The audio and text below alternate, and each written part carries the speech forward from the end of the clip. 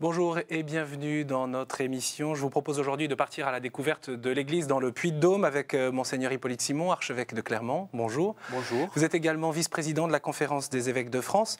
Alors, une réaction, l'INSEE a publié récemment ses projections démographiques pour les 3 décennies à venir et prévoit une démographie à la hausse en Auvergne et particulièrement en Haute-Loire et dans le Puy-de-Dôme. J'imagine que pour vous, du coup, c'est une bonne nouvelle. Il y a aujourd'hui plus de 600 000 habitants dans votre diocèse. Oui, c'est une bonne nouvelle, mais j'espère qu'on dépassera les espérances de l'INSEE parce que, d'après ce que j'ai lu rapidement dans un article dans La Montagne, c'était que c'était surtout les villes et les parties industrialisées qui se développaient. Moi, j'aimerais que, alors je ne sais pas trop comment, mais on développe aussi les espaces ruraux parce que nous sommes dans une magnifique région, il fait bon habiter. Malheureusement, l'espace rural continue de se désertifier. Nous avons des endroits avec 7 habitants au kilomètre carré. Donc, moi, ce que je souhaite, c'est qu'il y ait des initiatives d'ici 2040 pour densifier l'espace rural et retrouver une vie à la campagne et trouver du travail, par exemple. J'ai visité récemment une usine de granulés de bois. J'ai visité à Rochefort-Montagne une installation pour faire de la cogénération, c'est-à-dire pour avoir une chaudière uniquement pour tout le village qui utilise des ressources locales. Donc, c'est à la fois le développement durable. Voilà. J'espère que toutes ces initiatives vont se multiplier et que on va aussi déployer l'espace rural. L'Église, elle subit la démographie parce qu'il y a eu tout cet exode rural. Aujourd'hui, il y a réinvestissement d'une certaine manière. En tout cas, ces statistiques, ces projections semblent montrer. L'Église, elle subit la démographie ou elle peut être acteur aussi de la vitalité. Ce n'est pas l'Église comme telle, c'est la population qui peut prendre des initiatives, retrouver des...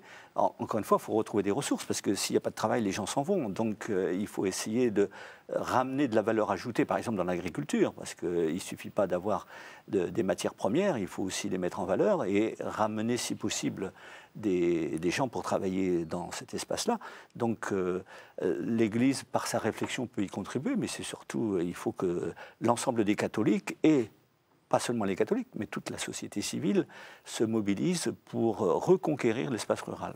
Monseigneur Simon, je voudrais qu'on évoque le premier dimanche de l'Avent, qui était le lancement de cette nouvelle année liturgique, et qui était pour le diocèse l'occasion d'un grand rassemblement, parce que vous avez promulgué les nouvelles orientations de la catéchèse. Alors, je ne sais pas si ça aura un impact sur la vitalité et sur la vie dans le monde rural, mais en tout cas, comme de nombreux diocèses, donc ce texte national d'orientation de la catéchèse, qui a été voté par les évêques en 2005, rentre progressivement en application. Pour votre diocèse, quels en sont les enjeux locaux au fond ? Les enjeux ne sont pas immédiatement perceptibles parce que ça s'inscrit dans un mouvement. Je rappelle qu'on est, alors pour ne pas remonter trop loin, mais depuis 15 ans, avec la proposition de la foi, le rapport d'Agen de 1994, la lettre aux catholiques de France, ensuite on a invité à aller au cœur de la foi, il y a eu Ecclésia 2007, en 2007, un grand rassemblement à Lourdes, oui, mais qui montre que le souci de proposer la foi diffuse un peu dans l'ensemble de la communauté des catholiques. Et puis nous avons eu le grand rassemblement de Pentecôte 2010, là où nous avions proposé la confirmation. Oui. Mais vous voyez, c'est de continuer ce même chemin. Où il y a une conversion du positionnement de l'Église dans la proposition de la foi. C'est comme ça qu'on pourrait le résumer. C'est-à-dire, c'est une conversion où c'est un changement progressif, parce qu'une conversion, ce n'est pas un moment brutal comme ça, mais c'est le fait que, objectivement, la situation de l'Église dans la société civile a changé. Ce qui était supposé aller de soi ne va plus sans dire, donc il faut prendre conscience qu'il est nécessaire de proposer, de prendre des initiatives, non pas simplement attendre que les gens viennent s'inscrire, par exemple, au catéchisme, mais proposer le catéchisme aux enfants, et puis insister pour que cette catéchèse se fasse en lien avec la vie liturgique, avec l'Eucharistie dominicale, et puis qu'on se serve aussi du calendrier liturgique. C'est par exemple la raison pour laquelle, moi, tous les ans, j'insiste sur le premier dimanche de l'Avent, c'est le nouvel an des chrétiens, et nous le célébrons de façon solennelle à la cathédrale, le dimanche après-midi, par des vêpres, et une liturgie de la parole. Donc, je crois qu'il faut prendre conscience de l'originalité fondamentale de la foi chrétienne dans la société d'aujourd'hui, et puis accepter de se rendre visible et de faire des propositions explicites. Par exemple, vous dites ça, proposition explicite, j'habite à Chamalières, j'habite à Rion ou dans le centre-ville de Clermont, qu'est-ce que je dois faire ? Deux choses. Ou bien vous êtes déjà un habitué de la communauté catholique, vous venez habituellement à la messe, bon, eh bien là vous participez au mouvement, et puis vous pouvez vous interroger, est-ce que vous avez du temps pour faire de la catéchèse pour je ne sais pas qui, ou constituer un groupe de réflexion. On l'a fait pendant 4 ans sur la parole de Dieu chez vous, avec des amis, des voisins. Alors on avait invité à traverser la rue pour inviter des gens qui n'étaient pas forcément des gens familiers de l'Église à venir réfléchir sur... Oui, cette invitation constante. Oui, voilà, une invitation. Et puis, si vous n'êtes pas un familier de l'Église, et si vous venez pour faire une démarche, par exemple, demander le baptême pour un de vos enfants, eh bien, à ce moment-là, la communauté va vous proposer un carton en disant, et vous pensez à votre enfant, mais vous-même, vous en êtes où? Est-ce que vous avez réfléchi, par exemple, est-ce que vous avez reçu la confirmation? Alors, si vous avez reçu la confirmation, vous pouvez rejoindre un groupe qui va réfléchir sur ce que vous faites aujourd'hui, vous, de votre confirmation que vous avez reçue. Si vous ne l'avez pas reçue, pensez que vous pouvez la demander et vous préparer à la recevoir. Et donc, vous voyez, cette démarche, on ne peut plus supposer que les choses vont s'en dire. Donc, il faut en parler. Alors justement, vous évoquiez à l'instant la confirmation. 700 confirmants et 6500 fidèles sont venus de tout le Puy-de-Dôme. C'était à Pentecôte 2010. C'était un grand rassemblement pour le diocèse. Le 23 mai 2010, donc au Zénith, à Clermont. Parmi les confirmants, eh bien, je vous propose de redécouvrir le témoignage de Luc qui a découvert, donc qui a reçu ce sacrement de la confirmation. J'ai suivi un parcours de catéchèse normal et arrivé à la fin du collège, quand on m'a proposé la confirmation à un âge normal, je l'ai refusé. Je l'ai refusé parce que je partais du principe que je n'étais pas sûr et qu'il fallait être sûr pour demander la confirmation. Dans la suite de cette éthique chrétienne, j'ai décidé de partir en mission humanitaire. Je suis parti 2 ans avec la DCC, la Délégation catholique pour la coopération, l'ONG des évêques de France. Et c'est pendant cette mission humanitaire que j'ai ressenti le besoin d'approfondir mon éthique. Et donc en revenant en France, j'ai décidé de continuer à me mettre au service de l'Église et de demander la confirmation. Et donc j'ai demandé au diocèse de cheminer vers la confirmation. Et le hasard a fait que le diocèse de Clermont proposait donc cette grande fête de la confirmation. Et donc j'ai eu beaucoup de plaisir à m'insérer dans ce mouvement. C'est quand même un moment fort dans une vie, et je pense que c'est aussi un moment fort dans la vie d'une communauté. Et ça, c'est un événement d'une grande importance. Quasiment tous les adultes confirmés à cette occasion sont devenus par la suite des membres actifs des communautés paroissiales. Donc c'est un moment le mot qui me vient, c'est fertile. C'est un moment fertile. On sent une longue maturation chez Luc et à la fois aussi un profond engagement personnel. Oui, et là, je vais dire, on découvre avec Luc ce qui est vrai pour beaucoup de gens, c'est qu'aujourd'hui, c'est la vie ordinaire de l'Église qui devient prophétique. Ce sont les sacrements de l'Église.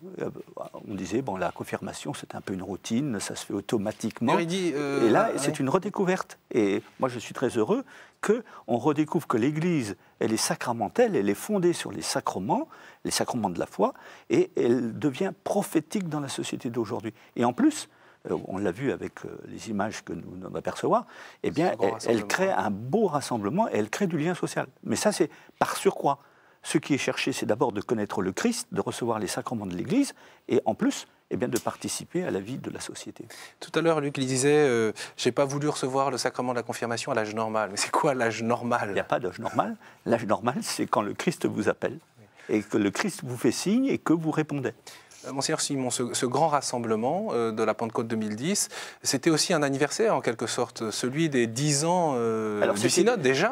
Alors nous avions fait la clôture du synode le jour de Pentecôte 2000. Ça tombait très bien parce qu'on avait pu pendant 3 ans vivre le synode avant. Et puis on a voulu marquer le 10e anniversaire et du coup est venu un jour au Conseil des doyens est venue l'idée de dire bien si on faisait la confirmation unique pour tout le diocèse ce jour-là. Et on a été débordés. Donc parce qu'on ne peut pas avoir beaucoup de sujets en même temps, de thèmes de réflexion, donc on a laissé de côté le 10e anniversaire du synode, mais on a recueilli les fruits du synode, puisque ces confirmants, ils nous venaient de la part des communautés qui ont mis en œuvre le synode, et nous avons reporté la clôture du synode un peu décalée au premier dimanche de l'Avent, donc ce que nous avons fait au mois de novembre, il y il y a quelques semaines. Pour rafraîchir les mémoires, il y avait en gros 3 objectifs au cours de ce synode qui s'est vécu il y a 10 ans dans le diocèse de Clermont: l'organisation des nouvelles paroisses, l'articulation des charismes entre les ministères ordonnés, donc les prêtres et les diacres et les laïcs, et puis la pastorale des jeunes. Alors, vous allez nous parler, pour commencer, des prêtres. Il y a d'ailleurs eu une ordination presbytérale en juin, en la cathédrale Notre-Dame de l'Assomption à Clermont. C'était Pascal Valland, d'ailleurs beaucoup le connaissaient parce qu'il était diacre. Il a été diacre pendant longtemps, puis ordonné prêtre. On voit à l'instant donc les images de cette ordination. Qu'est-ce qui a changé en 10 ans dans la relation prêtre-laïque pour le presbytérium de Clermont en général? Là aussi, c'est une évolution plus qu'une révolution. Ce n'est pas des ruptures, c'est une évolution. C'est-à-dire le fait qu'aujourd'hui, dans toutes les paroisses, il y a des prêtres, un prêtre au moins, peut-être plusieurs s'il y a des prêtres coopérants ou des prêtres retraités. Il y a des diacres, mais pas encore dans toutes les paroisses. Et puis, il y a une équipe d'animation paroissiale dans laquelle il y a des baptisés, parfois un religieux, une religieuse, mais voilà, ce sont des équipes de 7, 8, 10 personnes qui portent le souci de l'avenir des paroisses. Et du coup, le synode nous a permis, en créant de plus grandes paroisses qui correspondent au mode de vie dans lequel nous sommes, de refaire le lien aussi avec les aumôneries scolaires, de dire, voilà, les aumôneries scolaires, public ou l'enseignement catholique. Parce que parfois, elles avaient été un peu désertées. C'était un peu hors sol, oui, c'était sans lien, et sans lien aussi, forcément, avec les sacrements, la messe dominicale, par exemple. Et puis, de refaire un lien aussi avec les mouvements apostoliques, les associations de fidèles. Donc, voilà, il y a une recomposition, j'allais dire, du corps profond de l'Église et qui commence à porter des fruits. Alors, en 10 ans, puisque les nouvelles paroisses ont été instaurées en 2002, en 10 ans, vous percevez 18 ans C'est-à-dire le fait que le droit et le fait coïncident, que les paroisses soient des réalités qui peuvent assumer toutes les fonctions de la paroisse. Moi, je vois qu'elles deviennent toutes centres d'initiative. Avant, on attendait un peu que ce soit les services diocésains qui prennent des initiatives. Là, ce sont les paroisses qui les prennent. Et elles, par exemple, pour la Pentecôte, elles ont bien répondu, puisque toutes ont envoyé et préparé des adultes pour la confirmation. Donc, d'une certaine façon, je pour vous, pense... c'était un signe? Pour moi, c'est un signe d'une maturité qui se retrouve, d'un dynamisme, alors avec des grandes fragilités. Par exemple, le nombre des prêtres. Ça, c'est une grande fragilité, puisque la deuxième question du synode, c'est l'articulation du ministère des prêtres et des diacres avec les responsabilités des baptisés. Et bien pour ça, il faut qu'il y ait des prêtres. Et actuellement, le nombre de séminaristes est trop... Il y a 5 séminaristes, et puis il y a des adolescents qui, de nouveau, frappent à la porte de l'Église. Nous avons un groupe qui s'appelle le groupe Karl Leissner. Alors, ce Karl Leissner, c'est ce prêtre qui a été ordonné par mon antéprédécesseur à Dachau en 1944. Eh bien, il y a des jeunes qui, de nouveau, frappent à la porte se réunissent. Vous sentez qu'il y a un mouvement, une redécouverte? Vous voyez, il faut respecter ce mouvement, mais il y a quelque chose, il y a des initiatives qui se prennent et il y a des jeunes qui se manifestent. Alors j'espère que ça portera un jour... Ce que vous n'avez peut-être pas connu auparavant Jusqu'à présent, c'était beaucoup plus diffus, beaucoup plus timide. Donc c'est en tout cas un beau signe d'espérance. Et d'ailleurs, vous travaillez beaucoup à la pastorale des jeunes. Non, je crois qu'il faut réhabiliter le ministère de prêtre diocésain. Parce que c'est un beau ministère. Et moi, encore samedi, j'étais avec un prêtre, avec toute son équipe, et puis il y a un prêtre retraité qui est là, et il y a un diacre. Eh bien, ça faisait un ensemble, il y avait 300 personnes, c'était les gens qui participent à la vie de cette paroisse-là. Eh bien, c'était vraiment très tonique, même si c'était des personnes qui ne sont pas du premier âge, disons. Mais il y a quelque chose là, une prise de conscience, encore une fois. C'est la vie la plus ordinaire qui aujourd'hui devient prophétique dans le monde tel qu'il est. Et donc, la vie chrétienne, la plus ordinaire. La vie chrétienne, oui, c'est l'évangile. Mais on l'a vu avec Les Hommes et les Dieux, le film là. Voilà, ces moines, ils menaient simplement la vie monastique, ils cherchaient à rien d'autre à faire. Et 15 ans après, regardez la fécondité de leur témoignage. Moi, je trouve ça, aujourd'hui, à la fois étonnant et merveilleux, parce qu'il y a vraiment quelque chose, une force qui se dégage à travers ça. Il y a une boutique particulière dans la rue du Port, dans le centre de Clermont, où on essaye de vivre cette vie ordinaire chrétienne, comme vous le disiez, on essaye d'accueillir. C'est le café Cappuccino, un café chrétien qui a ouvert ses portes très récemment, animé par 9 bénévoles, dont un frère capucin, et Sibylle Delettre s'est rendue dans cet endroit. Reportage. Donc c'est quoi Un café, une croix et surtout une main tendue, tout est dit rien qu'en voyant la vitrine du cappuccino. Ce café chrétien a ouvert ses portes il y a un peu moins d'un an dans une des rues principales du centre-ville de Clermont-Ferrand. L'idée, proposer un lieu convivial, ouvert à tous, où tout à chacun peut venir discuter autour d'un café. Nous avons comme mission d'accueillir chaque personne qui entre, quelle que soit sa situation, son statut social. D'ailleurs, nous ne posons jamais de questions. Une personne qui entre ici a peut-être soif, mais aussi a peut-être envie d'être écoutée ou d'écouter tout simplement. Et donc là c'est notre rôle. Nous, c'est se mettre à l'écoute, être à disposition d'eux. Jean est également aumônier à la prison de Clermont avec un frère capucin. Confrontés à l'enfermement, ils ont décidé de monter ce café pour combattre une autre prison, celle de la solitude. C'est la pauvreté de la ville. Voilà. Et on s'est dit, eh bien, il y a là quand même une autre prison, et on va essayer d'en scier les barreaux. Et d'où l'idée du cappuccino, c'est-à-dire réunir des gens, les faire déplacer, les faire venir dans un lieu commun. Et le moins que l'on puisse dire, c'est que ça marche. Le café compte déjà près de 220 membres. Ouvert l'après-midi du mercredi au dimanche, chacun peut venir discuter avec un bénévole ou tout simplement prendre un café ou un thé pour un prix modique. Je suis veuve, je suis toute seule, j'ai pas de voiture, alors c'est pas facile de rencontrer certaines personnes. C'est pas facile du tout. Mais est-ce que ça apporte quelque chose au cœur? Si, ça fait. Oui. Ouais. Oui, pour Dominique. Salut. Oui, c'est ça nous fait revenir un petit peu en enfance, quoi. La chaleur, la paix, parce que dans les bistrots normales, il y a des gens qui s'en souffrent. Parce qu'ici, il n'y a pas d'alcool, il n'y a rien de tout ça. C'est ça qui est bien. Bernard fait partie de ces personnes qui un jour ont passé la porte du cappuccino. Une histoire difficile, une vie semée d'embûches. Pour rompre cette solitude qui le pesait, il se décide un jour à rentrer. Un café normal, vous allez trouver du monde, mais vous êtes quand même tout seul, au milieu de la foule. Vous êtes quand même tout seul au milieu de la foule, alors qu'ici, les gens vont vers vous, vous parlent, vous accueillent. Et j'ai trouvé ici déjà des gens qui savaient m'écouter, moi. Donc ça m'a donné à moi envie d'écouter un peu les autres et d'aller vers les autres, justement. Depuis quelques mois, Bernard est en effet devenu bénévole ici. Une fois par semaine, il vient prêter main forte, accueillir et passer un peu de temps à l'écoute de ceux qui en ont besoin. T'as fini celui-là, là? Ouais. Sûr? Donnez.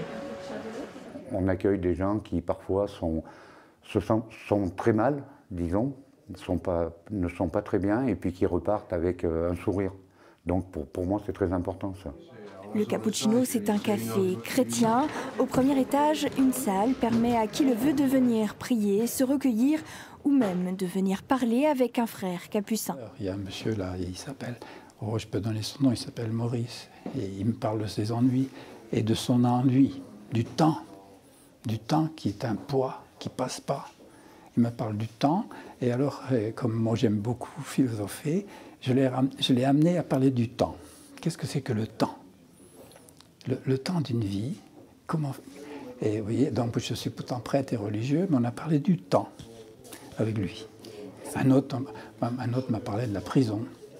Et je le connais moins que certains autres bénévoles.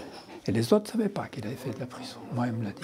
Pour autant, aucun certificat de baptême n'est demandé à l'entrée. Le cappuccino, finalement, permet humblement à ceux qui souffrent de la solitude, à ceux pour qui la vie est parfois difficile, de passer un moment de partage convivial, simple, autour d'un café bien chaud.